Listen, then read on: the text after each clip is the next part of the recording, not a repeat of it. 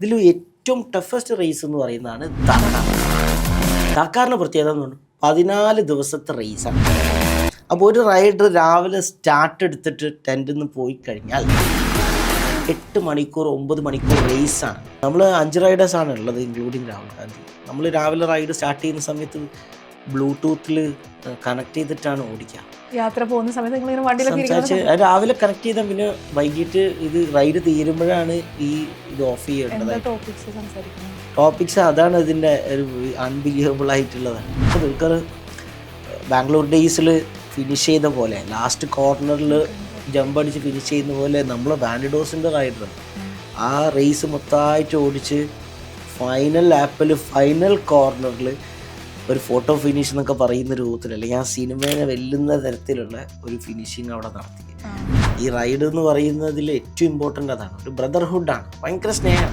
ഇപ്പം ബൈക്കേഴ്സ് അല്ലെങ്കിൽ റൈഡേഴ്സ് എന്നൊക്കെ പറയുമ്പോൾ സമൂഹത്തിലൊരു അഭിമാനത്തോടെ പറയാൻ പറ്റുന്ന സാഹചര്യത്തിൽ ബൈക്ക് ഒന്നുണ്ടെങ്കിൽ അത് ക്രെഡിബിലിറ്റി ആയിട്ട് മാറുന്ന സാഹചര്യത്തിൽ വളരെ ഡിസിപ്ലിനായിട്ട് കൃത്യസമയത്ത് കിടന്നുറങ്ങി വേണ്ട ന്യൂട്രീഷൻ എടുത്ത് വേണ്ട വർക്കൗട്ടുകൾ ചെയ്ത് ഒരു ജീവിതം മൊത്തം സുഖങ്ങളിൽ നിന്ന് മാറി നിന്നുകൊണ്ട് റേസിൽ പാർട്ടിസിപ്പേറ്റ് ചെയ്യുന്നവർക്കാണ് വിജയമുള്ളൂ. Race track is all about life. In fact life തന്നെ ഒരു റേസ് ട്രാക്ക് പോലെയാണെന്നാണ് ഞങ്ങൾ ലാസ്റ്റ് സംസാരിച്ചപ്പോൾ ഉള്ള കോൺവെർസേഷനിൽ പറഞ്ഞു നിർത്തിയത്. അപ്പോൾ അവിടുന്ന് ഞങ്ങളിതാ വീണ്ടും തുടരുകയാണ്. I have with me the motor sport enthusiast Murshid Basheer, അല്ലെങ്കിൽ Murshid Bandidos. Thank you so much Murshid, welcome to ഞാൻ വിടമാട്ടെ ബാക്കി. അപ്പോൾ ഇന്ന് ഞാൻ എല്ലാ മോട്ടോർ സ്പോർട്ടിനെ കുറിച്ച് കംപ്ലീറ്റ് അറിഞ്ഞിട്ടേ ഇവിടുന്ന് വിടുകയുള്ളൂ എന്നാണ് ഞാൻ ഉദ്ദേശിച്ചത്. തീർച്ചയായിട്ടും. ഇപ്പോൾ ഞാൻ മുർഷിദിനെ ഇൻട്രൊഡ്യൂസ് ചെയ്യുന്നതിലും മെനി പീപ്പിൾ നോ, ലൈക്ക് ഈ വണ്ടി ഭ്രാന്തുള്ള ആൾക്കാർക്ക് കംപ്ലീറ്റ്ലി അറിയാവുന്ന ഒരു കാര്യമാണ്. You are a racer, you are an entrepreneur. അപ്പോൾ ഓൺട്രപ്രണർ സൈഡിൽ നമുക്ക് തുടങ്ങാം. So what all do you do? അത് നമുക്ക് തുടങ്ങിയിട്ട് ബാക്കി കാര്യത്തിൽ വിശേഷത്തിലേക്ക് പോവാം. നിലവിലിപ്പം ശരിക്കും പറഞ്ഞാൽ മോട്ടോർ സൈക്കിൾ റിലേറ്റഡ് ആയിട്ടാണ് ഈ ഒരു ഓൺട്രപ്രണർ ആയിട്ടുള്ളത്. ജീവിതത്തിൽ മോട്ടോർ സ്പോർട്സിൽ മോട്ടോർ സൈക്കിളിൽ മാത്രം നമുക്ക് ഒന്നും ഫൈനാൻഷ്യലി അച്ചീവ് ചെയ്യാനില്ല. ഒരു സമയം കഴിയുന്ന സമയത്ത് പിന്നെ നമുക്ക് ഫൈനാൻഷ്യൽ ഗ്രോത്ത് എന്ന് പറയുന്നത് വളരെ ഇമ്പോർട്ടൻ്റ് ആണ്. നമ്മളെ നാട്ടിലെ സംബന്ധിച്ചിടത്തോളം ഒരു ഡിഗ്രിയൊക്കെ കഴിഞ്ഞിട്ടുണ്ടെങ്കിൽ യൂഷ്വലി മലബാറുകാരെ സംബന്ധിച്ചിടത്തോളം ദുബായിക്ക് വരിക എന്നുള്ളതാണ് ഒരു ട്രെൻഡ്. ആരെങ്കിലുമൊക്കെ കസിൻസും റിലേറ്റീവ്സും ഉണ്ടാവും, ഇവിടെ വന്ന് ജോലി എടുക്കുക, ഒരു സാധാരണ പ്രവാസി ജീവിതം നയിക്കേണ്ട സാഹചര്യം വരും. അപ്പോഴാണ് ഞങ്ങൾ മോട്ടോർ സൈക്കിൾ റിലേറ്റഡ് ആയിട്ട് എന്തെങ്കിലും ഇപ്പം നമുക്ക് വളരെ ഇഷ്ടപ്പെട്ട, അല്ലെങ്കിൽ നമ്മൾ ചെറുപ്പനാൾ മുതലേ ഇതിനെക്കുറിച്ച് കൂടുതൽ പഠിക്കാനും അറിയാനും തൊട്ടറിയാനും ഇതിനെക്കുറിച്ച് കൂടുതലായിട്ട് ടെക്നിക്കലി അറിയാനൊക്കെ ഉള്ള ഭാഗ്യം നമുക്കുണ്ടായി, അല്ലെങ്കിൽ അതിന് പിന്നാലെ നമ്മൾ പോയി. അപ്പോൾ അതൊരു ഓർഗനൈസ്ഡ് ആയിട്ടൊരു ബിസിനസ് ചെയ്യുന്നതായിട്ട് നമ്മൾ കേരളത്തിലോ സൗത്തിലോ ഒന്നും കാണാൻ സാധിച്ചില്ല. പല വിദേശ രാജ്യങ്ങളിലൊക്കെ ഉണ്ട്.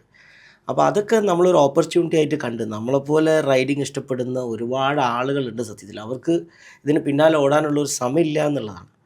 ദെൻ വി തോട്ട് ഓക്കെ, നമുക്കൊരു ഈ പ്രശ്നങ്ങൾ റൈഡിന് പോകുന്ന സമയത്ത് ഒരുപാട് എക്യുപ്മെൻറ്റ് വേണം. നമ്മൾ ശരിക്കും ഇപ്പോൾ പുറത്തുനിന്ന് റൈഡ് ഓടിക്കാത്ത ഒരാൾക്കത് മനസ്സിലാവില്ല. ഇപ്പോൾ നമ്മൾ തന്നെ ഡീൽ ചെയ്യുന്ന ഏകദേശം 4000-ന് മുകളിൽ മോട്ടോർ സൈക്കിൾ ആക്സസറീസ് മാത്രമുണ്ട്. ഒരു റൈഡിനെ സംബന്ധിച്ചിടത്തോളം ഒട്ടനവധി സാധനങ്ങൾ റൈഡ് കംഫർട്ട് തരാനും സേഫ്റ്റിക്കൊക്കെ വേണ്ടിയിട്ടുണ്ട്.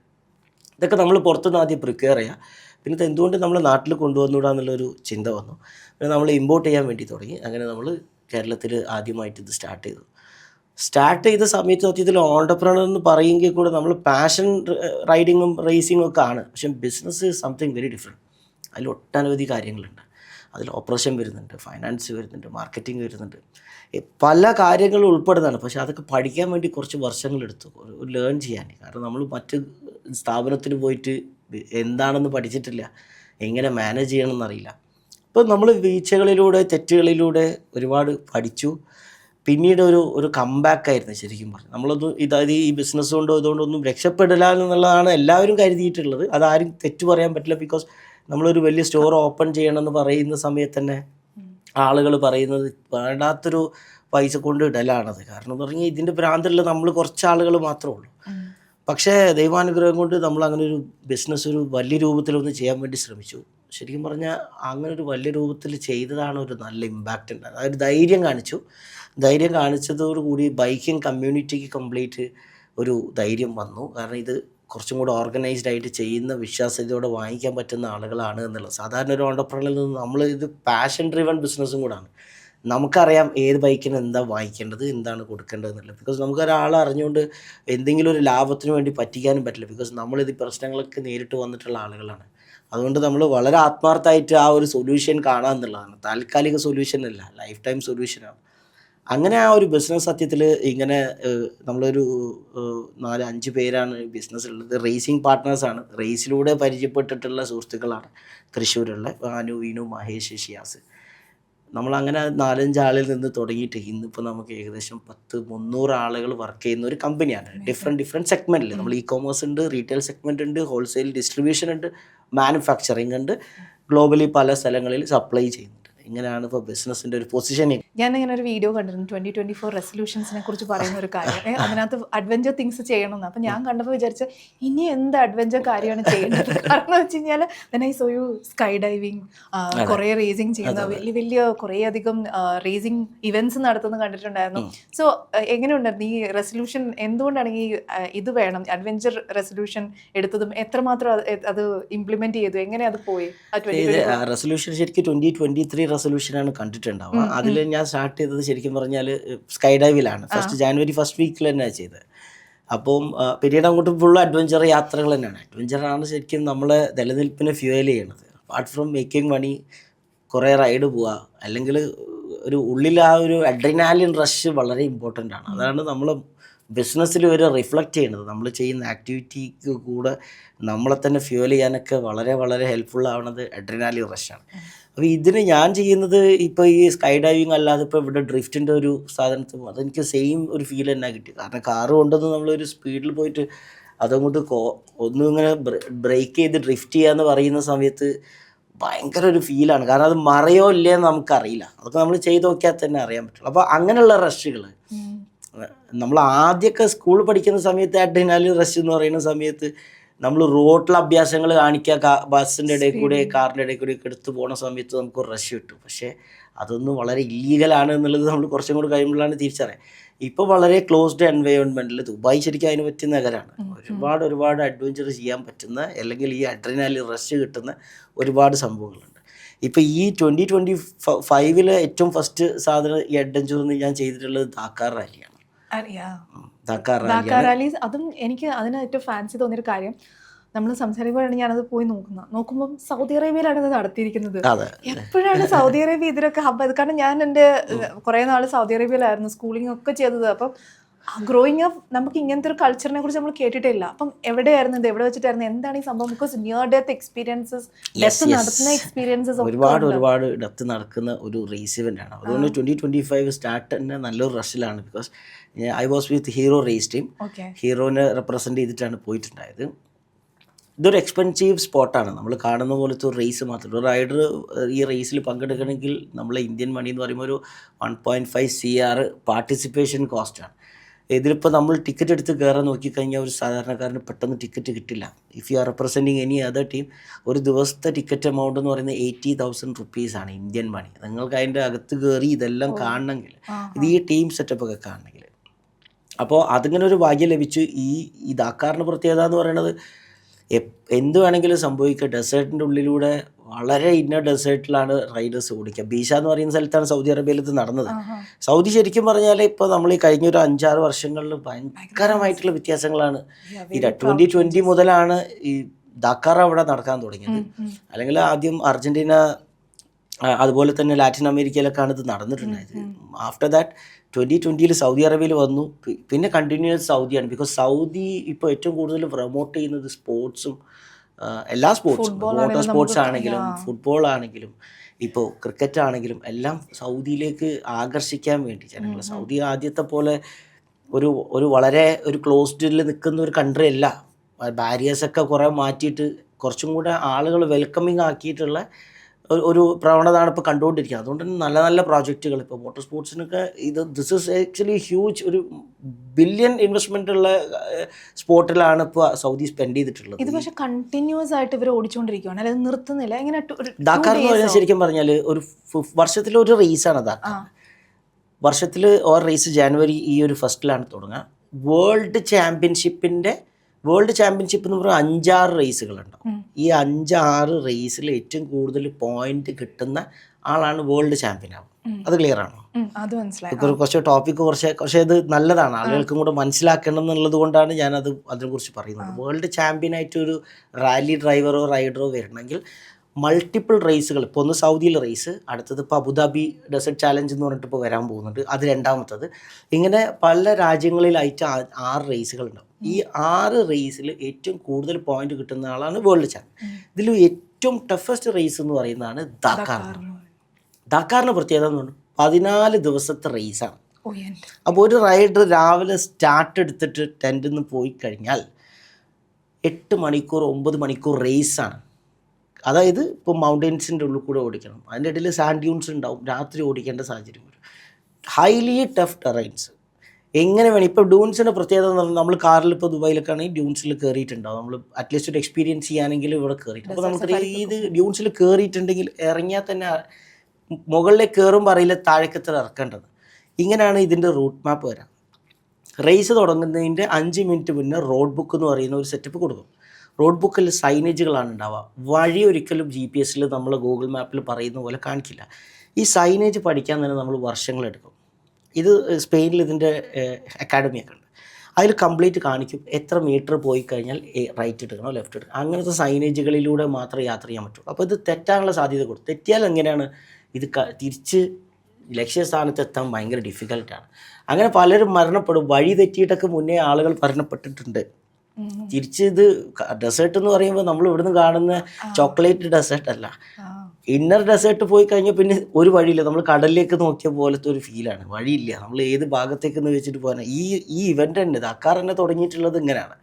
ദക്കാറിൻ്റെ ഫൗണ്ടർ ഒരു റാലി കഴിഞ്ഞ് വരുന്ന സമയത്ത് പുള്ളിക്ക് വഴി തെറ്റിയ സമയത്ത് പുള്ളിക്ക് ലക്ഷ്യസ്ഥാനത്ത് എത്തണമെങ്കിൽ ആൾ തന്നെ അത് വഴി കണ്ടുപിടിക്കണം എന്നുള്ളൊരു സാഹചര്യം. 2 ദിവസം ഡെസേർട്ടിൻ്റെ ഉള്ളിൽ പുള്ളി സൺസെറ്റും സൺറൈസും ഒക്കെ നോക്കിയിട്ട് ഈ ഏകദേശം ഒരു ഭാഗത്തേക്ക് കിട്ടും. അതിൽ ആൾ പേടിക്കുകയും ചെയ്തു. പക്ഷേ വഴി തെറ്റിയ സമയത്ത് പല പല ടെറൈനിൽ പോകുമ്പോൾ ആ ഒരു അഡ്രീനാലിൻ ഫീലും കിട്ടി. ജീവനെ നിലനിർത്തണം, ഇത് കാണാനുള്ള സൗന്ദര്യം, ആ ഒരു ഫീല് പിന്നീട് പുള്ളി ആളെ ലക്ഷ്യസ്ഥാനത്ത് എത്തിയപ്പോൾ അത് ജീവിതത്തിലേക്ക് തിരിച്ചൊന്നും ആൾക്ക് തോന്നി ഇതൊരു റേസ് ഇവൻ്റ് ആക്കി മാറ്റണം.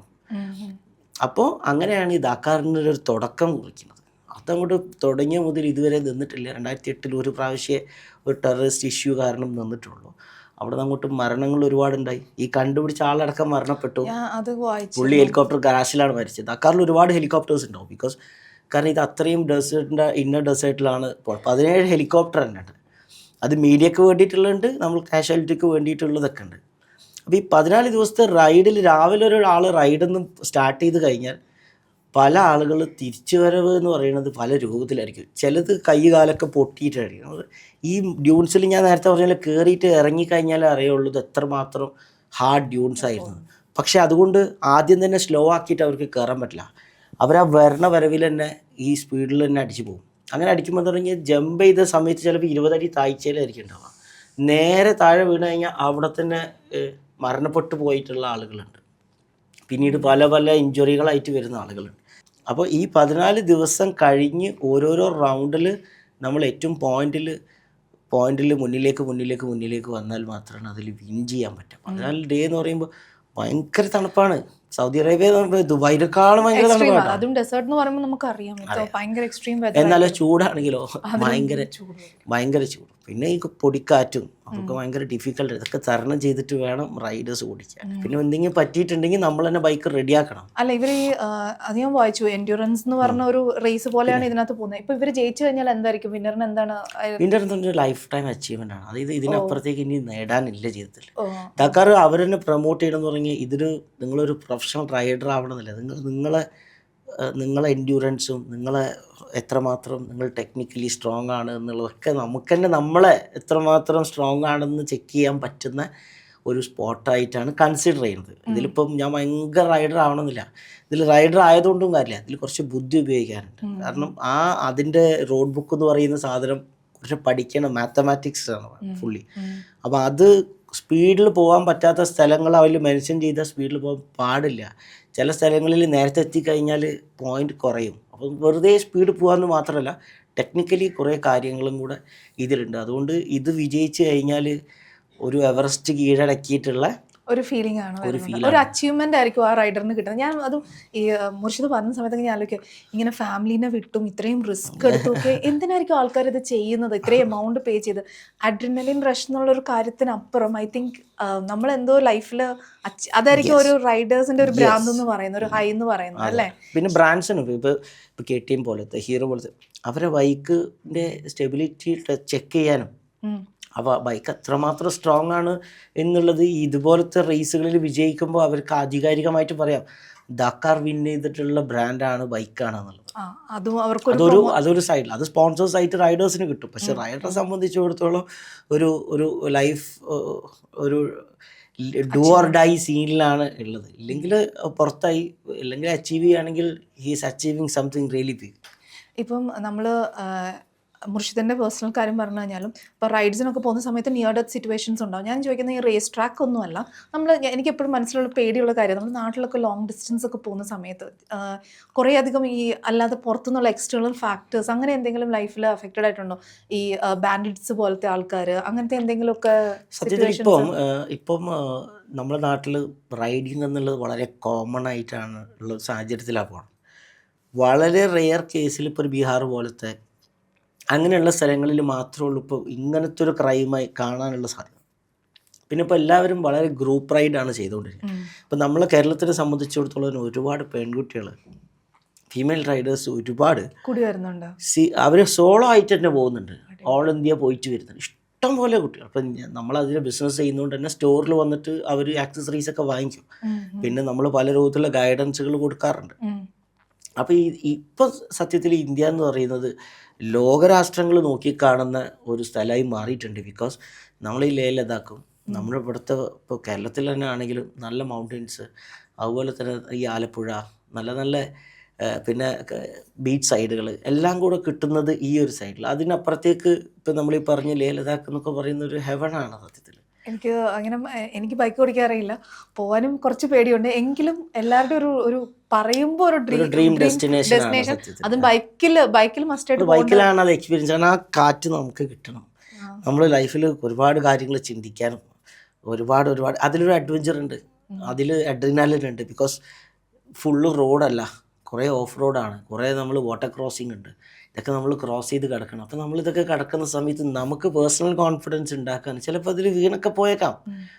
പിന്നെ ഇത് എല്ലാവരും അവിടെ പോയി സക്സസ് ആവണമെന്നല്ല, പക്ഷേ ആ ഒരു ഫീലും നമ്മൾ തന്നെ ടെസ്റ്റ് ചെയ്ത് ഫയർ എത്രമാത്രം ഉണ്ട് നമുക്ക് എന്നുള്ളതൊക്കെ കാണാൻ പറ്റുന്ന അല്ലെങ്കിൽ അറിയാൻ പറ്റുന്ന ഒരു റൈഡാണ്. അതുകൊണ്ട് തന്നെയാണ് പല പുറത്തുള്ള ആളുകളും ഹൈലി പാക്കേജ് എടുത്തിട്ടാണ് ലേ ലഡാക്ക് റൈഡൊക്കെ ഇന്ത്യയിൽ വന്നിട്ട് എക്സ്പ്ലോർ ചെയ്തിട്ട് പോകുന്നത്. എനിക്ക് തോന്നുന്നു ഒരു സെൽഫ് എക്സ്പ്ലോറേഷൻ ആണ് നടന്നുകൊണ്ട്. ഞാനിപ്പം പറയുമ്പോൾ അതാണ് ആലോചിക്കുന്നത്. ഞാൻ അതുവരെ ആലോചിക്കുന്നത് ഇതെന്തായിരിക്കും ആൾക്കാർക്ക് ഓരോ പേഴ്സണൽ ഇൻട്രസ്റ്റ്, അതല്ല.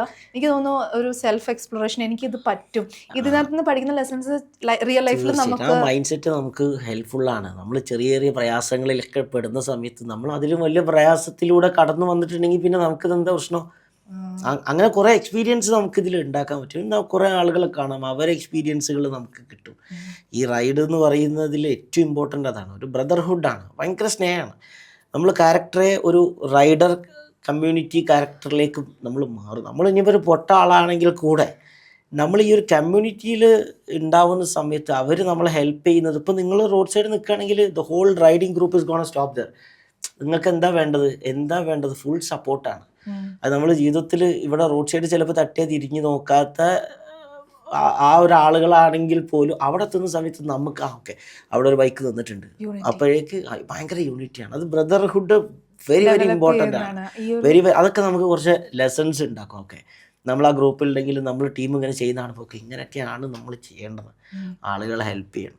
അപ്പോൾ അത് ഹോസ്പിറ്റലിൽ കൊണ്ടുപോകാനാണെങ്കിൽ ഹോസ്പിറ്റലിൽ കൊണ്ടുപോകും. ഭയങ്കര ഒരുപാട് എക്സ്പീരിയൻസ് അങ്ങനത്തെ യാത്രകളിൽ ഉണ്ടായിട്ടുണ്ട്. പിന്നെ പല റൈഡ് ചെയ്യുന്ന സമയത്ത് ഒരുപാട് ആളുകളെ മീറ്റ് ചെയ്യുക, അവർക്ക് അവരുടേതായ എക്സ്പീരിയൻസ് ഒരുപാട് പറയാനുണ്ടാവും. ഞാനൊരു മൂവി ബഫ് ആയതുകൊണ്ട് തന്നെ ഇതൊക്കെ പറയുമ്പോൾ എൻ്റെ മനസ്സിൽ ഒരു റൈഡർ മൂവി എന്ന് പറയുമ്പം നീലാകാശം പച്ചക്കട ചുവന്ന ഭൂമി, എനിക്കത് അതിനകത്ത് കാണുന്ന ഈ പറഞ്ഞ എല്ലാ കാര്യവും ടാക്കിൾ ചെയ്യുന്നുണ്ട്. അപ്പം മൂവീസിനകത്ത് ഇങ്ങനെ ഒബ്സർവ് ചെയ്തിട്ടുണ്ട് ഇഷ്ടമുള്ള ഏതെങ്കിലും ബൈക്ക് മൂവി എങ്ങനെയാണ്? ഞാനൊരു മൂവി ബഫാണ്, അതുകൊണ്ട് ഞാൻ സത്യത്തിൽ ഈ മൂവി എന്ന് പറയുന്നത് ഈ മൂവിയൊക്കെ വന്ന കാരണമാണ് നമ്മളെ കേരളത്തിൽ ഈ ഇൻഡസ്ട്രി ബൈക്കിംഗ് ഇൻഡസ്ട്രിയും റൈഡേഴ്സും ബൈക്കേഴ്സൊക്കെ ഇത്ര കൂടിയിട്ടുള്ളത്.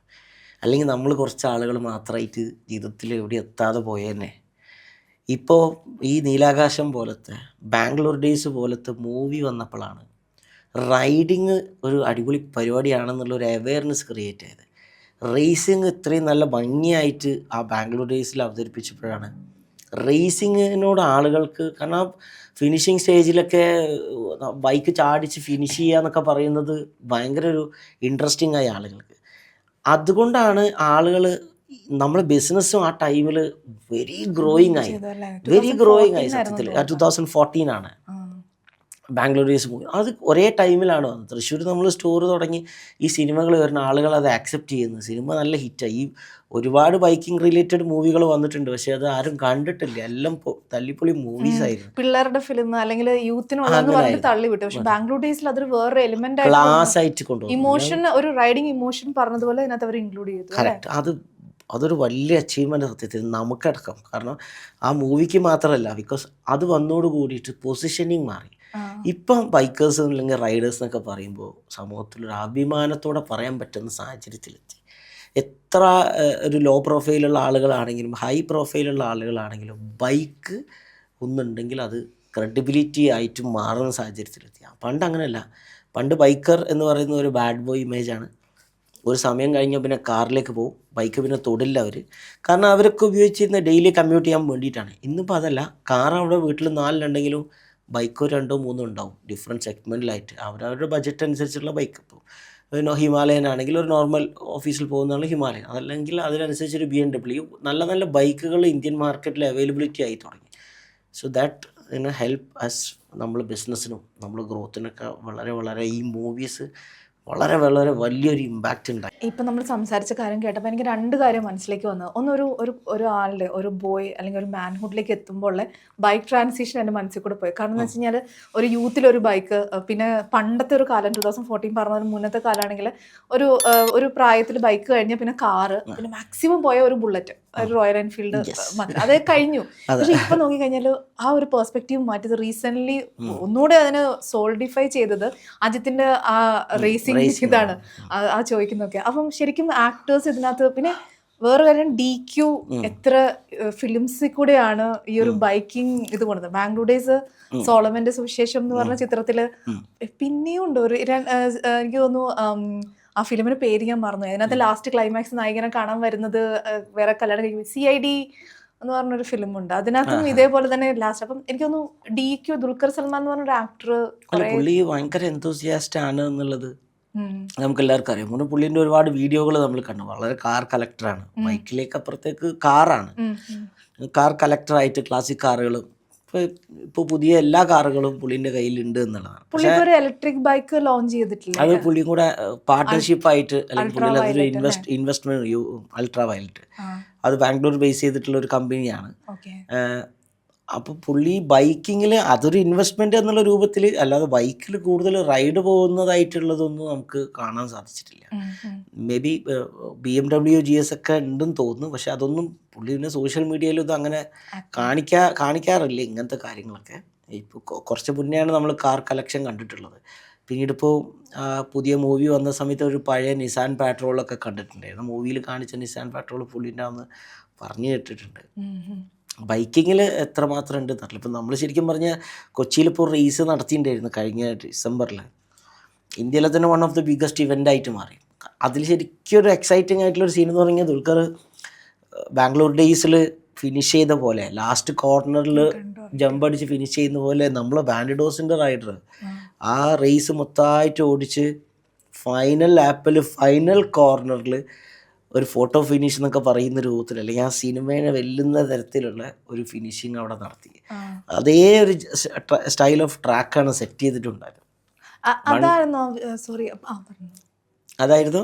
അതായിരുന്നു ആ വീഡിയോ, മറ്റേ സാജിദ് യാഹിയും അവർ രണ്ടുപേരും പിന്നെ സിനോജ് വർഗീസും അവരുണ്ടായിരുന്നു. അവർ ത്രൂ ഔട്ട് റേസിൽ. ഞാനത് ബാംഗ്ലൂർ ഡേയ്സിന്റെ വീഡിയോ ആണ് ആദ്യം വിചാരിച്ചത്. അത് കഴിഞ്ഞ് എടുത്ത് നോക്കുമ്പോ ഫ്രം റിയൽ ടു റിയൽ അതല്ലേ. അത് എക്സാക്ട്ലി അത് ഇതുപോലത്തെ ഒരു ക്ലൈമാക്സ് ആയി മാറി മൂവിയിലുള്ള പോലെ. സത്യത്തിൽ എനിക്ക് ദുൽഖറൊക്കെ അത് കാണണമെന്നുണ്ടായിരുന്നു. ബിക്കോസ് നമ്മളെ നാട്ടിൽ ഇത്രയും നല്ലൊരു ഇവന്റ്, ഇതുപോലത്തെ റേസ്, ദുൽഖറിനെ പോലത്തെ ഒരാൾ ദുൽഖറായിട്ട് വരണമെന്നല്ല ഞാൻ പറയണത്. വേറെ ഏതെങ്കിലും കോസ്റ്റ്യൂമിൽ ആരും മനസ്സിലാക്കാത്തത്. പക്ഷേ ഈ റേസുകളൊക്കെ ഒരു ഈ ഫീൽ ഉണ്ടാക്കുന്നുണ്ട്. ഇതിനോട് ഇഷ്ടമുള്ള ആളുകളാണല്ലോ അവരൊക്കെ വന്ന് നമ്മളെ നാട്ടിൽ നടക്കുന്നതൊന്നും കണ്ടിട്ടുണ്ടെങ്കിൽ ദാറ്റ് ഈസ് ആക്ച്വലി ഗുഡ്. നമുക്ക് ഈ ഒരു ഇൻഡസ്ട്രീനെ ഗ്രോ ചെയ്യാനും നമുക്കിതൊരു നെക്സ്റ്റ് ലെവലിലേക്ക് കൊണ്ടുവരാം. നമ്മളൊക്കെ ഫ്യൂവൽ ചെയ്യുന്നത് ഇതൊക്കെ തന്നെ. ഇതിലൊന്നും ഒരു പ്രോഫിറ്റ് മേക്കിംഗ് കാര്യങ്ങളല്ല. പക്ഷേ നമ്മുടെ നാട്ടിൽ ഒരുപാട് ഇപ്പോൾ ഈ റേസ് കഴിഞ്ഞ ഉടനെ തന്നെ എത്ര ഫാമിലിയിൽ എത്ര അമ്മമാരും അച്ഛന്മാരുമാണ് എന്നോട് ചോദിക്കുന്നത് ഹൗ ക്യാൻ അവരെ കുട്ടികളെ എങ്ങനെ പാർട്ടിസിപ്പേറ്റ് ചെയ്യിക്കാം, എങ്ങനെ ട്രെയിനിങ് കൊടുക്കാം. യങ് റേസേഴ്സ് കാരണം കുട്ടികൾ ഒരുപാട് ഓടിച്ചിട്ടുണ്ട്. അതെങ്ങനെ അത് മുന്നേ ഉള്ള ഒരു കൺസെപ്റ്റ് ആണോ അതോ കുട്ടികൾ? ശരിക്കും പറഞ്ഞാൽ റേസിംഗ് എന്ന് പറയുന്നതിൽ റേസിംഗ് സ്റ്റാർട്ട് ചെയ്യേണ്ടത് തന്നെ 4 വയസ്സ് മുതലാണ് റേസിംഗ് സ്റ്റാർട്ട് ചെയ്യേണ്ടത്. ഇതൊക്കെയാണ് പുറത്തത്തെ റൈഡേഴ്സ് ചെയ്തുകൊണ്ടിരിക്കുന്നത്. അങ്ങനെ സ്റ്റാർട്ട് ചെയ്തിട്ടുണ്ടെങ്കിൽ മാത്രമേ ഒരു വേൾഡ് ലെവലിൽ നമുക്ക് പാർട്ടിസിപ്പേറ്റ് ചെയ്യിക്കാൻ പറ്റുള്ളൂ. വളരെ ഇപ്പം നമ്മളിവിടെ ഫുട്ബോളും ക്രിക്കറ്റിലൊക്കെ കാണിക്കുന്നതിനേക്കാൾ അപ്പുറത്തേക്കുള്ള ഒരു സാധനം തന്നെ പുറത്ത് ഇപ്പോൾ വെളിയിൽ രാജ്യങ്ങളിലൊക്കെ കുട്ടികൾ കാണിക്കുന്നുണ്ട്. അവർക്ക് 6 വയസ്സ് മുതൽ 8 വയസ്സ് വരെ ഒരു 50cc ബൈക്കാണ് കൊടുക്കുന്നത്. പിന്നീട് അതൊരു 80cc പോകും, പിന്നീട് ഒരു 125cc പോകും, പിന്നെ അതൊരു 180cc ഒരു 250cc പോകും, പിന്നീട് അതൊരു 450cc. 450 ആണ് വേൾഡ് ചാമ്പ്യൻസ് ആയിട്ടുള്ളതിൽ ഏറ്റവും, ദാറ്റ് ഈസ് ദ ഹയസ്റ്റ്. അത് എത്തണമെങ്കിൽ 16 വയസ്സാകുമ്പോഴേക്ക് 450 കയറിപ്പോകണം. അപ്പോൾ നമ്മൾ ഒരു 6 വയസ്സ് മുതൽ ഈ 50cc സ്റ്റാർട്ട് ചെയ്യണം. ഇതാണ് ഇതിൻ്റെ ലൈൻ. അങ്ങനെ ഇപ്പോൾ ഇന്ത്യയിൽ കുട്ടികൾ തുടങ്ങി. അതാണ് വിച്ച് ഇസ് വെരി ഹാപ്പി. നല്ലൊരു കാര്യം കേരളത്തിൽ അല്ലെങ്കിൽ ഇന്ത്യയിൽ സംഭവിച്ചുകൊണ്ടിരിക്കുന്നത്. പാരൻസൊക്കെ ഇൻ്റർനാഷണൽ ലെവലിൽ കുട്ടികളെ ഇങ്ങനെ വളർത്തിയെടുക്കാൻ വേണ്ടി തുടങ്ങി റേസിങ്ങിലേക്ക് വേണ്ടിയിട്ട്. അതിപ്പോൾ ഇൻ്റർനാഷണൽ ഒരു ഇവൻറ്റ് കഴിഞ്ഞ ആഴ്ചയിൽ ബാംഗ്ലൂരിലെ കൂൾ കിട്ട് എന്ന് പറഞ്ഞാൽ നമ്മളിപ്പോൾ വീഡിയോയിലൊക്കെ നമ്മൾ കൊച്ചി ഇവൻറ്റിലൊക്കെ ഓടിച്ചിട്ടുള്ള പയ്യന് ഇൻ്റർനാഷണൽ AMA സൂപ്പർ ക്രോസിൽ ഇപ്പോൾ US കുട്ടി ഓടിച്ചു. Which is the start. ഇന്ത്യയിൽ ആദ്യമായിട്ടാണ് ഇത്രയും ചെറിയ പ്രായത്തിൽ, അതായത് 6 വയസ്സുള്ള കുട്ടി ഇൻ്റർനാഷണൽ റേസിൽ ഓടിക്കുന്നത്. Which is a very big experience. അതൊരു എക്സ്പീരിയൻസ് ആണ്, അച്ചീവ്മെൻ്റ് ആണ്. പക്ഷേ ഇപ്പം എൻ്റെ ബ്രദർ ബൈക്ക് എടുത്ത സമയത്തും എൻ്റെ അമ്മയുടെയും എൻ്റെ ഒക്കെ കൺസേൺ നമ്മൾ ഇപ്പം മുർഷിദ് ഒരു റെസ്പോൺസിബിൾ റൈഡറാണ്. You change to a responsible rider now. അപ്പം ഇപ്പം കുറച്ച് ടെൻഷൻ നമ്മുടെ നാട്ടിലെ റോഡിൽ കൂടി ഓടിക്കുമ്പോൾ ഉള്ളൊരു ടെൻഷനുണ്ട് ബൈക്കേഴ്സിന്. So as a responsible rider what is that you think? അതൊന്ന് നാട്ടിലെ റോഡിൽ ഓടിക്കുന്ന സമയത്ത് എന്ന് പറഞ്ഞാൽ നാട്ടിലെ റോഡ് എന്ന് പറയുന്നത് നമുക്ക് ഡെയിലി കമ്മ്യൂട്ട് ചെയ്യാനുള്ള റോഡുകളാണ്. നമ്മൾ മറ്റുള്ള സാധാരണക്കാരായിട്ടുള്ള ആളുകളും വളരെ മോശമായിട്ട് ഓടിക്കുന്ന ഡ്രൈവർമാരുള്ള, അതിപ്പോൾ ബസ്സാവട്ടെ ഓട്ടോറിക്ഷ ആവട്ടെ, വളരെ അൺഎക്സ്പെക്റ്റഡ് ആയിട്ട് എന്ത് വേണമെങ്കിലും സംഭവിക്കുന്ന ഒരു റോഡാണ്. അവിടെ നിന്നൊക്കെ നമ്മൾ വളരെ ആരെയും ബുദ്ധിമുട്ടിക്കാതെ നമ്മളെ കാര്യം വളരെ സേഫായിട്ട് ഓടിച്ചു പോകുക എന്നല്ലാതെ ഈ തിരക്കുള്ള സ്ഥലങ്ങളിൽ നിന്ന് മാറിക്കഴിഞ്ഞാൽ പ്രകൃതിയൊക്കെ എൻജോയ് ചെയ്യാൻ പറ്റുന്ന ഒരുപാട് സ്ഥലങ്ങളുണ്ട്. ആളുകളൊക്കെ അതന്നെ ചെയ്തുകൊണ്ടിരിക്കുന്നത്. മാക്സിമം ഈ പകലുള്ള റൈഡുകൾ ഒഴിവാക്കി രാത്രി ഇതുപോലത്തെ സ്ഥലങ്ങളിലൂടെ യാത്ര ഓടിച്ച് മോർണിംഗിലേക്ക് നല്ലൊരു സ്പോട്ടിലെത്തി അവിടെ റൈഡ് ചെയ്ത് അത് എക്സ്പ്ലോർ ചെയ്യുന്ന ഒരു കൂട്ടാളുകളുണ്ട്. എന്തെന്നെ ആയാലും നമ്മളെ നാട്ടിലെ റോഡുകൾ നമുക്ക് റെഡിയാക്കാനുള്ള ഒരു സാധ്യത ഈ അടുത്തൊന്നും നമ്മൾ കാണുന്നില്ല. അതൊരു സൈഡിൽ നിന്ന് ചെയ്ത് പോകുന്നുണ്ട് എങ്കിൽ കൂടെ അതെപ്പോഴും അവിടെ ഉണ്ടാവും. അതുപോലെ തന്നെ ഈ നമ്മുടെ നാട്ടിലെ ഡ്രൈവിങ്ങിൻ്റെ സ്റ്റൈലിലും ഒരു തരത്തിലുള്ള മാറ്റം വരാനും ഇപ്പോൾ ദുബായിലിപ്പോൾ നമുക്കറിയാലോ.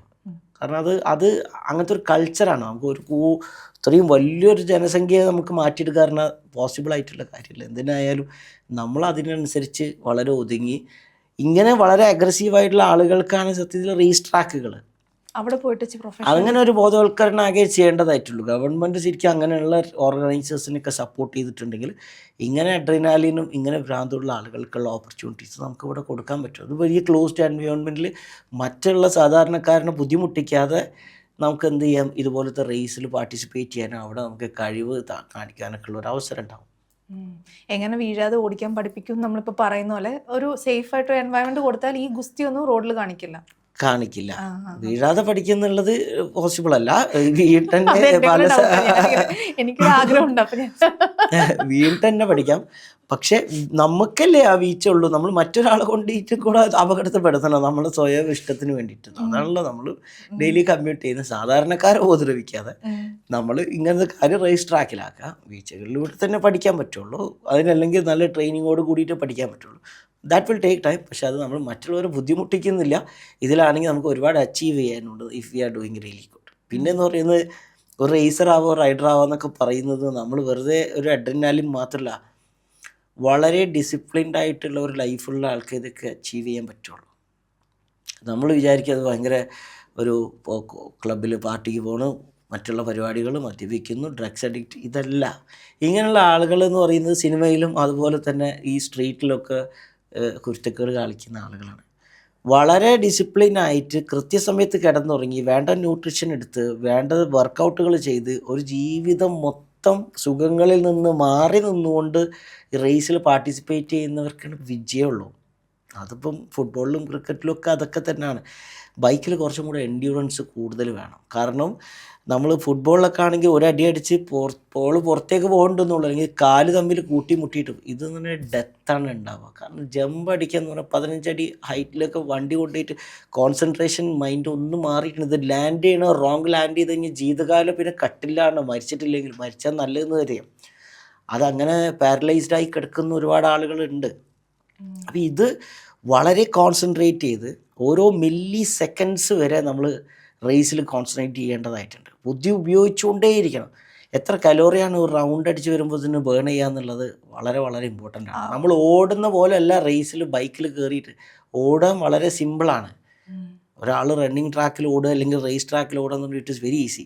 കാരണം മൈൻഡ് ഉപയോഗിക്കാല്ല, ആകെ നമുക്ക് ഓട്ടത്തിൽ മാത്രം. ഇതെന്ന് പറയുമ്പോൾ അടുത്ത കോർണറിൽ എനിക്ക് എൻ്റെ എതിരാളി ഇങ്ങനെ എടുക്കുന്ന ആദ്യ 2 ലാപ്പ് ബാക്കിൽ പോയി നോക്കുകയാണ്. പിന്നെ നമ്മൾ പ്ലാൻ ചെയ്യാണ് എങ്ങനെ അവന് ഏത് കോർണറാണ് സ്ലോ ആയിട്ടുള്ളത്, ഏത് ജമ്പിലാണ് സ്ലോ ആയിട്ടുള്ളത്, അത് ഞാൻ എങ്ങനെ ഫാസ്റ്റ് ആയിട്ട് എടുക്കാൻ പറ്റും.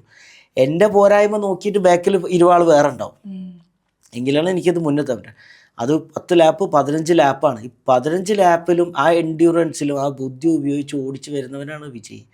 അപ്പോൾ അതിനു വേണ്ടിയിട്ട് വർഷങ്ങളോളം കഠിനാധ്വാനം, ഒരു ഷുഗർ കട്ട് ചെയ്യുക എന്നൊക്കെ പറയുമ്പോൾ വളരെ വിഷമത്തോടെ നമ്മൾ റൈഡേഴ്സ് കാണുന്നപ്പോൾ നമ്മൾ റേസ് കഴിഞ്ഞപ്പോൾ പോലും എൻ്റെ ടീം മെമ്പറാണ് ചാമ്പ്യൻ, നാഷണൽ ചാമ്പ്യൻ ആയത്.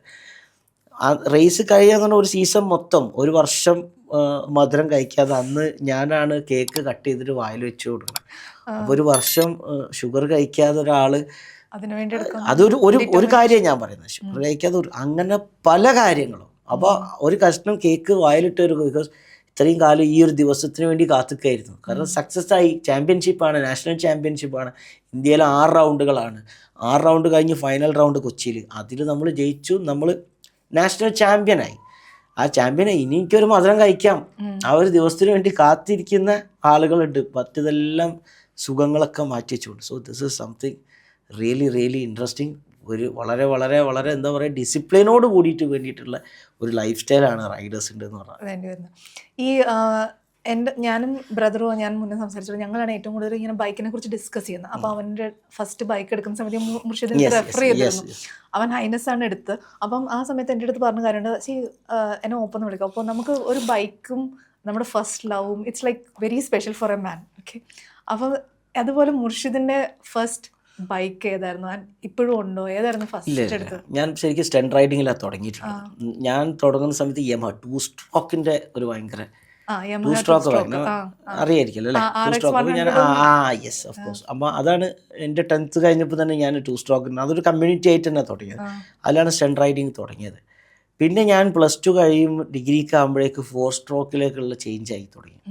2 സ്ട്രോക്കിൽ നമുക്ക് റേസിലാണ് കൂടുതൽ ഓടിക്കാൻ പറ്റുക. സ്റ്റണ്ട് റൈഡിങ്ങിൽ 4 സ്ട്രോക്ക് ബൈക്കാണ്. അപ്പോൾ ഇത് നിലനിർത്തിക്കൊണ്ട് അടുത്തൊരു ബൈക്ക് വാങ്ങിക്കാനുള്ള ഫൈനാൻഷ്യൽ കപ്പാസിറ്റി ഒന്നും നമുക്കില്ല. 2-3 ബൈക്കൊക്കെ, അതൊക്കെ നമുക്ക് ഇപ്പോഴല്ലേ കച്ചവടം ബിസിനസ്സൊക്കെ ആയപ്പോൾ വാങ്ങിക്കാൻ പറ്റണം. അങ്ങനെ നമുക്ക് പറ്റാത്ത സാഹചര്യം. അന്ന് ആ ബൈക്ക് തന്നെ കിട്ടാന്ന് പറയുന്നത് നമ്മൾ അല്ല, പേരൻസ് അങ്ങനെ ഫുള്ളായിട്ട് തന്നിട്ട് ചെയ്തത് മാത്രമല്ല, നമ്മൾ കഥ പറഞ്ഞ ഒരു ഈ ഷോകളൊക്കെ പല കാര്യങ്ങൾ ചെയ്യാൻ തുടങ്ങി. ഈ ബൈക്കിൽ പല പെർഫോമൻസ് ചെയ്യുമ്പോൾ നമുക്ക് കാശ് കിട്ടും. പിന്നെ ഫ്രണ്ട് സർക്കിളാണ് സത്യം പറഞ്ഞാൽ ഏറ്റവും കൂടുതൽ എൻ്റെ ലൈഫിൽ ഞാൻ എവിടെയെങ്കിലും എത്തിയിട്ടുണ്ടെങ്കിൽ അതിൻ്റെ ഒരു പ്രധാന കാരണം എന്ന് പറയുന്നത് ഫ്രണ്ട് സർക്കിളാണ്.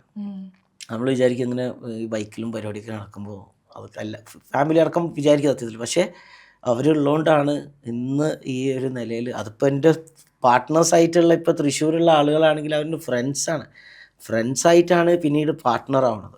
അപ്പോൾ നമുക്ക് കുറവുകൾ പലതും ഉണ്ടാവും, പക്ഷെ അത് മെയിൻറ്റെയിൻ ചെയ്യാൻ നമ്മൾ ഫ്രണ്ട്സായിട്ടുള്ള ആളുകൾ നമുക്കുണ്ടാവും. എന്നാൽ നമുക്ക് ചെയ്യാൻ പറ്റുന്ന പല നല്ല വലിയ വലിയ കാര്യങ്ങളുണ്ടാവും. അപ്പോൾ അതിനൊക്കെ നമുക്കൊരു സർക്കിൾ ഈസ് വെരി ഇമ്പോർട്ടൻറ്റ്. ഇതൊന്നും ഇല്ലാത്ത സമയത്ത് ഞാൻ കോഴിക്കോടാണ് എൻ്റെ ബേസ്. കോഴിക്കോട് ഫ്രണ്ട്സ് വളരെ ഫൈനാൻഷ്യലി സ്ട്രോങ് ആയിട്ടുള്ള ആളുകളുണ്ട്. അപ്പം നമുക്ക് എന്താണ് ബൈക്കിന് വേണ്ടതൊക്കെ ചെയ്തു തരാനും സപ്പോർട്ട് ചെയ്യാനൊക്കെ ആളുകളുണ്ട്. അപ്പോൾ എനിക്ക് അതർ സൈഡിൽ ഞാൻ പറയുകയാണെങ്കിൽ ലൈഫിൽ ഏറ്റവും വലിയൊരു അച്ചീവ്മെൻ്റ് എന്ന് ചോദിച്ചു കഴിഞ്ഞാൽ എനിക്ക് എൻ്റെ ഫ്രണ്ട് സർക്കിളാണ്. അല്ലെങ്കിൽ ഇപ്പോൾ തൃശ്ശൂരാണെങ്കിലും കോഴിക്കോടാണെങ്കിലും ഇപ്പോൾ പാർട്ട്നേഴ്സ് ആണെങ്കിലും I M blessed with very good people. അതാണ് എൻ്റെ വലിയ അസെറ്റ്. ഞാനത് ചോദിക്കണമെന്ന് വിചാരിക്കുന്നത്, കാരണം കോഴിക്കോട് എന്ന് പറഞ്ഞൊരു സ്ഥലം ശരിക്കും പറഞ്ഞു കഴിഞ്ഞാൽ ഈ ഒരു സ്റ്റണ്ട് റേസ് അല്ലെങ്കിൽ റേസിങ്ങിനൊക്കെ ഒത്തിരി ഇൻഫ്ലുവൻസ് ചെയ്തത് ഈ ഫ്രണ്ട് സർക്കിളൊക്കെ തന്നെയായിരിക്കും. കോഴിക്കോടാണ് സ്റ്റണ്ട് റൈഡിങ്ങിൽ ഏറ്റവും അടിപൊളി, തൃശ്ശൂരാണ് റേസിങ്ങിൽ അടിപൊളി. ഞാൻ സ്റ്റണ്ട് റൈഡിങ്ങിൽ തുടങ്ങി തൃശ്ശൂർ എത്തി. ബിക്കോസ് സ്റ്റണ്ട് കുറച്ചങ്ങനെ ചെയ്ത് ഷോകളൊക്കെ കുറേ ചെയ്ത് കഴിഞ്ഞാൽ പിന്നെ അതിലൊരു ചാമില്ല. ഞാൻ വേൾഡ് ബെസ്റ്റ് സ്റ്റണ്ട് റൈഡർ കൂടെ 2011 ബാംഗ്ലൂർ വെച്ചിട്ട് world stunt rider Chris Pfeiffer വന്ന സമയത്ത്, ഇന്ത്യയിൽ വന്ന സമയത്ത് വെൽക്കം സ്റ്റണ്ട് ഷോ ചെയ്യാനുള്ളൊരു അവസരം കിട്ടിയത്. അതാണ് ഇതിൻ്റെ ഏറ്റവും വലിയൊരു അച്ചീവ്മെൻ്റ് ആയിട്ടുള്ളത്. ആളെ കൂടെ അന്ന് 2011 ഷോ ചെയ്ത്. പിന്നെ ബജാജ്, KTM, TVS ഒരുപാട് ബ്രാൻഡ്സിന് ഷോ ചെയ്യാൻ തുടങ്ങി. ഇത് കുറേ ചെയ്ത് കഴിഞ്ഞാൽ പിന്നെ ഇതിലൊന്നും ഇനി നേടാനില്ല. പിന്നെ ഞാൻ മെല്ലെ റേസിങ്ങിൻ്റെ ഒരു മൂഡ് വന്നു, ട്രാക്ക് ഓടിക്കണം. അത് നമ്മൾ കോഴിക്കോടില്ല. അപ്പോൾ ഞാൻ തൃശ്ശൂർക്ക് വന്നു. തൃശ്ശൂർക്ക് ടീമിനായിട്ട് സെറ്റായി. തൃശ്ശൂർ ഇങ്ങനെ എല്ലാ വീക്കെൻഡ് കോളേജ് കഴിഞ്ഞാൽ വെള്ളിയാഴ്ച കയറുക, സാറ്റർഡേ സൺഡേ ട്രാക്കിൽ തൃശ്ശൂർ പ്രാക്ടീസ്.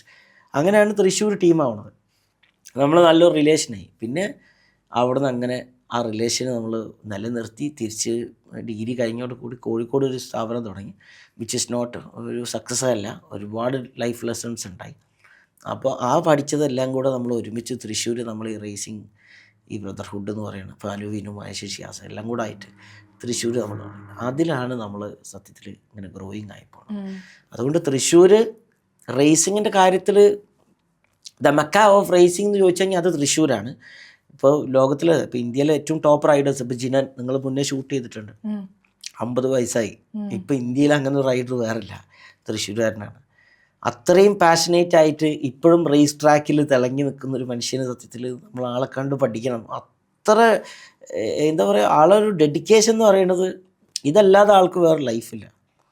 അപ്പോൾ പിന്നെ ഹാരിത്ത് നോവ ദാക്കാറിൽ ഞാൻ പറഞ്ഞ കഴിഞ്ഞ പ്രാവശ്യത്തെ ചാമ്പ്യനായി എന്ന് പറഞ്ഞ ദാക്കാറിൽ ചാമ്പ്യൻ ഹാരിത്ത് നോവ തൃശ്ശൂർ ഷൊർണൂറുകാരനാണ്.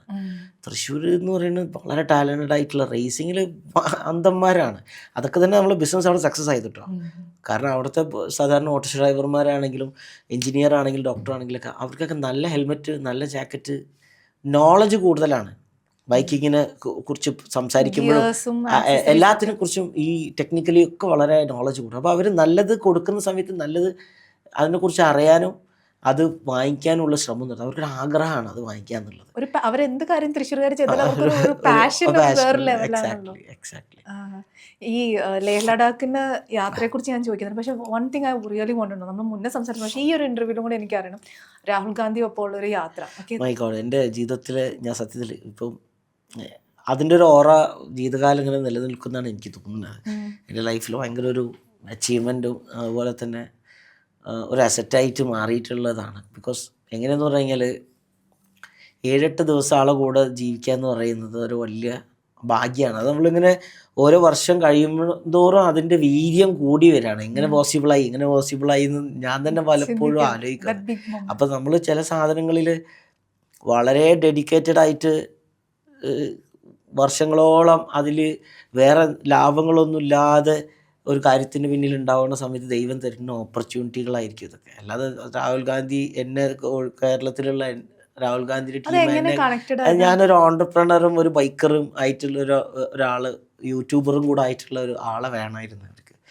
അപ്പോൾ അങ്ങനെ ഒരു സെഗ്മെൻറ്റിൽ സൗത്ത് ഇന്ത്യയിൽ ആരുമില്ല. യൂട്യൂബർമാർ ഇഷ്ടം പോലെ ഉണ്ട്, which I am not being, ഞാനൊരു ഇൻഫ്ലുവൻസറായിട്ട് കൺസിഡർ ചെയ്യില്ല, ഞാനൊരു ഓണ്ടർപ്രണറായിട്ടാണ്. അപ്പം ഞാൻ എൻ്റെ ലൈഫിൽ ഉണ്ടാവുന്ന മോട്ടോർ സൈക്കിൾ റിലേറ്റഡ് ആയിട്ടുള്ള സാധനങ്ങൾ സോഷ്യൽ മീഡിയയിൽ ഇടുന്നു എന്നുള്ളൂ. അപ്പോൾ ഞാൻ ആ സൈഡിലൊരു യൂട്യൂബറായിട്ട് അവർ കൺസിഡർ ചെയ്തത്. എനിക്ക് ഏകദേശം 2.25 ലക്ഷം സബ്സ്ക്രൈബേഴ്സ് യൂട്യൂബിലുണ്ട്. ഇൻസ്റ്റാഗ്രാമിൽ ആ സമയത്ത് എനിക്കറിയില്ല, ഒരു 200-300 ആയിരിക്കും. പിന്നീട് അത് കഴിഞ്ഞ് ബിസിനസ്സിൻ്റെ നോക്കുന്ന സമയത്ത് നമ്മൾ ബിസിനസ്സിൽ ഗ്രോ ചെയ്തുകൊണ്ടിരിക്കുന്ന ഒരു കമ്പനിയാണ് ഇപ്പം മാനുഫാക്ചറിങ് എല്ലാം ഉണ്ട്. അപ്പോൾ ആ സെഗ്മെൻറ്റിൽ അവർക്ക് കറക്റ്റായിട്ടുള്ള ഒരാളായി. അതൊരു വലിയ അച്ചീവ്മെൻ്റായി. കാരണം ഇത്രയും ദിവസം കൂടെ ട്രാവൽ, നമ്മൾ ഉണ്ടാവുന്ന ഒരു ധാരണ രാഹുൽ ഗാന്ധിനെ കുറിച്ച്, ഞാനൊരു കോൺഗ്രസ്സുകാരനല്ല കേട്ടോ, ആളെക്കുറിച്ച് മാർക്കറ്റിങ്ങിലൂടെ മറ്റുള്ള രൂപത്തിൽ ആളെ പ്ലേസ് ചെയ്തിരിക്കുന്നത് ആൾ ഭയങ്കര ഒരു ഫണ്ണി ക്യാരക്ടറായിട്ടാണ്. ഭയങ്കര ടിമിഡ് ആൻഡ് അങ്ങനത്തെ ഒരു രൂപത്തിലാണ്. അതൊക്കെ ഒരു രാഷ്ട്രീയ അജണ്ടകളായിരുന്നു കേട്ടോ. പുള്ളിയായിട്ട് പോകുമ്പോഴത് മനസ്സിലാവണം.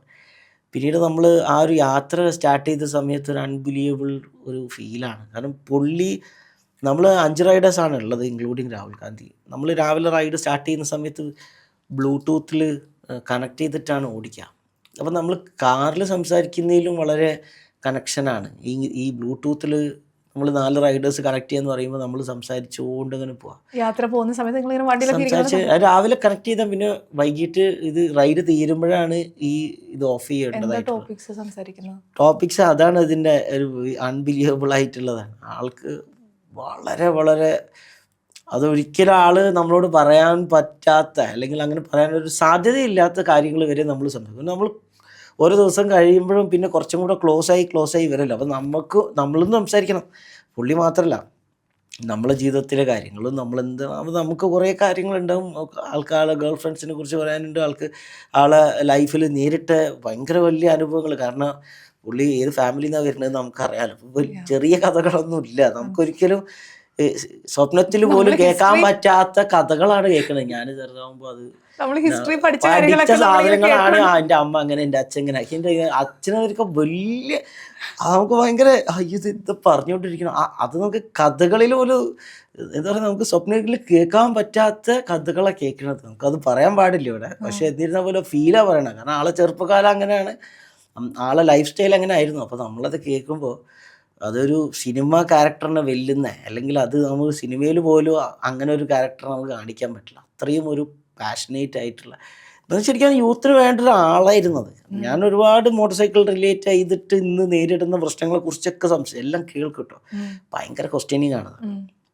അറിയാത്ത വിഷയങ്ങൾ ആള് അറിഞ്ഞിട്ട് തന്നെ പോവുള്ളൂ. വെറുതെ എന്തെങ്കിലും ഒന്നും സംസാരിച്ചിട്ട് ആളെ കയ്യിൽ നിന്ന് രക്ഷപ്പെടാനൊന്നും പറ്റില്ല. ആളതിൻ്റെ മാസ്റ്റർ ആയിട്ടേ വരുള്ളൂ. ഫുള്ളായിട്ട് അതിരിക്കും. ആൾ റൈഡ് തന്നെ ശരിക്കും ലീലതാക്ക് ഫസ്റ്റ് ടൈമാണ് പുള്ളി പോകുന്നത്. എങ്കിൽ കൂടെ ഫസ്റ്റത്തെ ഒരു 2 ദിവസം കഴിഞ്ഞ് 3-ാമത്തെ ദിവസം ആകുമ്പോഴേക്ക് he became an expert rider. അത് റാലി അവിടെ ഓടിക്കാന്ന് പറയുന്നത്, അതായത് ലീലതാക്ക് ഓടിക്കാന്ന് പറയുന്നത് ഡിഫറെൻറ്റ് ടെറൈൻസാണ്. ഞാൻ വാട്ടർ ക്രോസിങ്ങും, കാരണം വണ്ടി വീഴാനൊക്കെ ഉള്ള സാധ്യത. വണ്ടി വീണാലൊന്നും പുള്ളിക്ക് പ്രശ്നമില്ല. അതാണ് ക്യാരക്ടർ. ഭയങ്കര ഇൻട്രസ്റ്റിംഗ് ആണ്. അതൊക്കെ പുള്ളി ചോദിച്ച് മനസ്സിലാക്കി ഇത് എങ്ങനെയാണ് പിടിക്കേണ്ടത്, റൈഡ് ചെയ്യേണ്ടത് ഇങ്ങനെ കോർണർ ചെയ്യണം. പുള്ളി അതൊക്കെ 3-ാമത്തെ 4-ാമത്തെ ദിവസത്തിന് ചെയ്യാൻ തുടങ്ങി. പിന്നെയെന്ന് പറയുന്നത് പുള്ളി ഇങ്ങനെ, നമ്മൾ 5 ബൈക്കാണ്, 30 കാറാണ് നമ്മൾ തമിഴ് സിനിമയിൽ കാണാൻ. ഫ്രണ്ടിൽ 4 ജീപ്പ്, സെക്യൂരിറ്റി, അങ്ങനെ പോകും. ബാക്കിൽ പിന്നെ ഫുൾ ഇന്നോവ വണ്ടികളെ കൊണ്ട് ഒരു വേറെ ഇതാണ്. പുള്ളിക്ക് കുറേ ആകുമ്പോൾ ബോറടിക്കാതെ നമുക്ക് വഴി തെറ്റിച്ച് നമ്മളൊക്കെ പറയുന്ന ഒരു മൈൻഡ് സെറ്റാണ്. നമുക്ക് മെല്ലെ ഇവർക്ക് വരാൻ പറ്റാത്ത വഴിക്കൂടെ എടുത്ത് വിട്ടാലോ എന്നൊക്കെ പറഞ്ഞ് ഫണ്ണായിട്ട് അത് വേണേൽ ചെയ്യുള്ളൂ. ആളെ മൂടാതാണ്. അങ്ങനെ പോയാലോ എന്നൊക്കെ പറഞ്ഞാണ്ട് അവരെ ബുദ്ധിമുട്ടിക്കാൻ വേണ്ടി ഇങ്ങനെ തെറ്റിക്കുക, വഴി തെറ്റിക്കുക, അങ്ങനെ കുറേ ഭയങ്കര ഫണ്ണി കുറേ സാധനങ്ങൾ.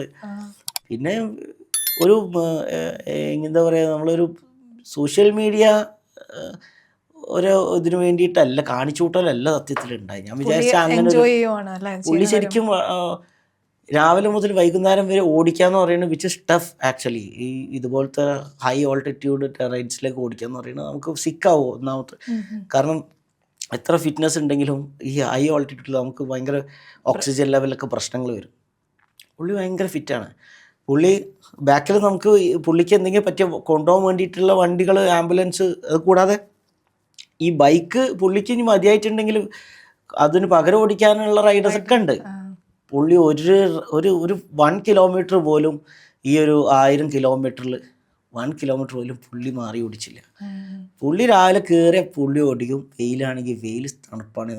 ഭയങ്കര നമുക്ക് ഇഷ്ടപ്പെട്ടു. ഞാൻ വെച്ചാൽ സോഷ്യൽ മീഡിയ കുറച്ച് വീഡിയോ കോണ്ടൻ്റൊക്കെ കിട്ടിക്കഴിഞ്ഞാൽ പിന്നെ മതിയെന്ന് പറയല്ലോ. പക്ഷെ അതല്ല, ഗിമിക്കല്ല, വളരെ ഒരു ആക്റ്റീവായിട്ട് കൈകാര്യം ചെയ്ത് കണ്ടപ്പോൾ ഇയാൾ ചില്ലറക്കാരനല്ല. കാരണം നമുക്ക് തന്നെ പല ദിവസങ്ങളിലും ടയേർഡായി പോകുന്നുണ്ട്.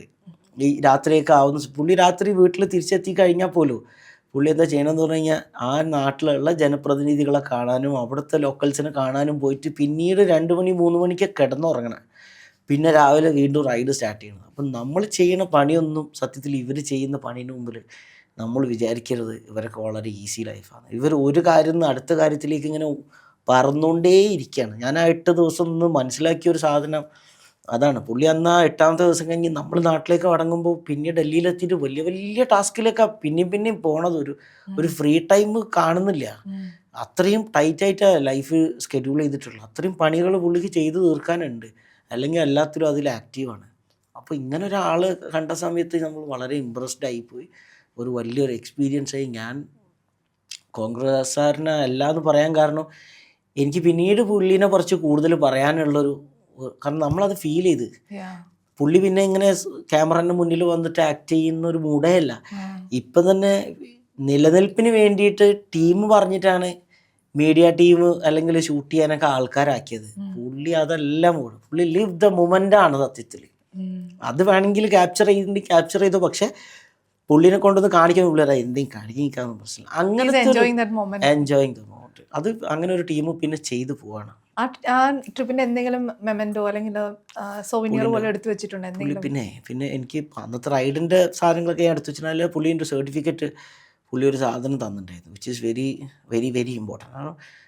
താങ്ക് യു പറഞ്ഞുകൊണ്ട് നമ്മൾ പുള്ളിക്ക് കുറേ റൈഡിങ് ടിപ്സുകൾ പഠിപ്പിക്കണമല്ലോ നമ്മൾ. അതായത് നമ്മളൊക്കെ റൈഡേഴ്സാണ്, അപ്പോൾ നമ്മൾ അങ്ങനത്തെ കാര്യങ്ങൾ പഠിപ്പിച്ചു കൊടുത്തു. പിന്നെ ബാൻഡഡോസിന് നമ്മൾ ഓണ്ടർപ്രണൽ ജേണിയിൽ, കാരണം ഞാൻ ഒരുപാട് ബാൻഡഡോസിനെ കുറിച്ചൊക്കെ പറഞ്ഞു, എൻ്റെ ഫ്യൂച്ചർ നമ്മൾ വിഷനൊക്കെ പറഞ്ഞു. അപ്പോൾ അതിനൊക്കെ ഒരു ബെസ്റ്റ് ഓഫ് ലക്ക് പറഞ്ഞിട്ട് നമുക്ക് ഇനിയും ഒരുപാട് റൈഡുകൾ ഒരുമിച്ച് പോകണം എന്നൊക്കെ പറഞ്ഞിട്ടുള്ള പുള്ളീൻ്റെ ലെറ്റർ ഹെഡിൽ സൈനൊക്കെ ചെയ്തിട്ടുള്ള സാധനങ്ങൾ ഉണ്ടാക്കുക, ഫ്രെയിം ചെയ്ത് ഞാൻ അവിടെ വെച്ചിട്ടുണ്ട്. അടിപൊളി. ഞാൻ ആക്ച്വലി നമ്മൾ ഈ കോൺവെർസേഷൻ സ്റ്റാർട്ട് ചെയ്യുന്ന സമയത്ത് ഞാൻ ചിന്തിച്ചെന്ന് വെച്ച് കഴിഞ്ഞാൽ ഞാൻ ബൈക്കിങ്ങിനെ കുറിച്ച് കൂടുതൽ മനസ്സിലാക്കും. കാരണം എനിക്ക് ഈ തവണ നാട്ടിൽ ചെന്നപ്പോഴാണ് എനിക്ക് കുറച്ച് നൈറ്റ് റൈഡ്സ് ഒക്കെ ബ്രദറിൻ്റെ കൂടെ പോകാൻ പറ്റുന്നത്.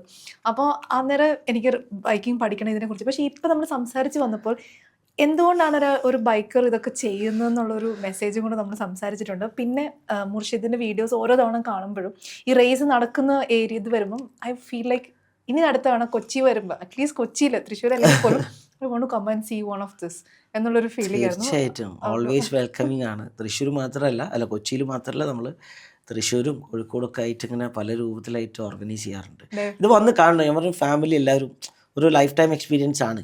ഇതിൽ നാളെ തന്നെ റേസ് ഓടിക്കണം എന്നല്ല, ഇതൊക്കെ നേരിട്ട് കാണാനുള്ള, കാരണം ഇതിൽ ഏറ്റവും പ്രത്യേകത റേസിനെ പറ്റി അറിയാത്ത ആളുകൾക്കും ഈ റേസ് കാണുമ്പോൾ you will become A fan of any rider. ഈസിയാണ്. നമ്മളിങ്ങനെ പറയാം അവരുടെ നമ്പർ സെലക്ട് ചെയ്യാൻ പറ്റും. 14 ആൾ, കാരണം 14 ചിലപ്പോൾ വീണിട്ടുണ്ടാവും, 14 ബാക്കിലായിരിക്കും. വീണ ആളാണ് പിന്നെ 2 ലാപ്പ് കഴിയുമ്പോൾ ഫ്രണ്ടിലേക്ക് വരും. അപ്പോൾ അതൊക്കെ നമുക്ക് ഇതിനെപ്പറ്റി അറിയാത്തവർക്കും ലൈവായിട്ടൊരു സാധനം കാണല്ലേ. അവനെടുത്ത് വരുന്നു, അവൻ വീണ്ടും ഓവർടേക്ക് ചെയ്ത് വരുന്നു എന്നൊക്കെ പറയുമ്പോൾ നമുക്ക് പെട്ടെന്ന് ഫാൻ ആവാൻ പറ്റും, അത് എൻജോയ് ചെയ്യാൻ പറ്റും. അപ്പോൾ എന്തായാലും ഡെഫിനറ്റ്ലി ഇനി അടുത്തവണ നമ്മൾ ചിലപ്പോൾ നാട്ടിലൊരു ഇതിന്റെ റേസിന്റെ സമയത്തായിരിക്കും കാണുന്നത്. ഇത്രയും എനിക്കറിയാം നാളെ ട്രാവലിംഗ് ആണ്, ബിസി സ്കെഡ്യൂൾ ആണ്. അപ്പം ഇത്രയും നേരം സമയം സ്പെൻഡ് ചെയ്തത് so thank you so much for being on ഞാൻ വിടമാട്ടെ. വിടമാട്ടെ.